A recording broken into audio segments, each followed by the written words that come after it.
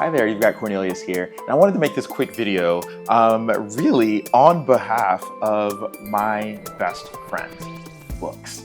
There's so much to do at school right now. There are so many expectations and demands, and when things get hectic, this is the time of year where I often forget to read with kids.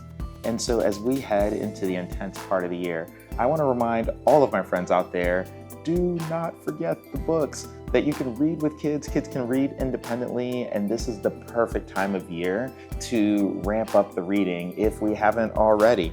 That I often read with kids, even if it is not a specifically scripted time in the curriculum, I often read with kids as a warm-up or as a check-in. So when we're starting the day, I will take out a book and I'll read an excerpt to them and talk about, hey, here's something that's going on in my life and here's a book that really speaks to that moment. Or I will say, here's something that's going on in our community and here's an article or a passage that speaks to that. So reading as a warm-up is a powerful way to sneak reading into your day.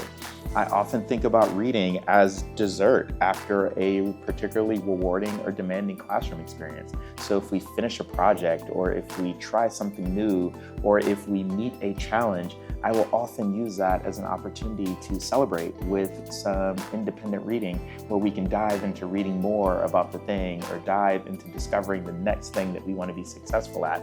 I sometimes use reading as a way to advertise powerful ideas. And so if there are ideas floating around your community or in the world, I bring in texts that celebrate or explain or dive deeper into that idea. And so giving kids a chance to work independently through new thinking is a powerful way to leverage text in our classrooms. I use reading as a way to solve present or persisting problems. That every community has problems, right? Every classroom, every school has problems, and making kids a part of the problem solving at school prepares them to be problem solvers in life. And so it's a wonderful time to engage kids in independent reading when there's a problem that we need to solve. Here are some articles where people address this. Here are some thoughts that people have. Here is the spectrum of belief on this topic that we are grappling with. And then I use reading whenever I want to learn something new, reminding kids that books were the original YouTube, right? That if I want to learn something new, I can find books or articles or interviews that discuss, explore, and enlighten me on that thing.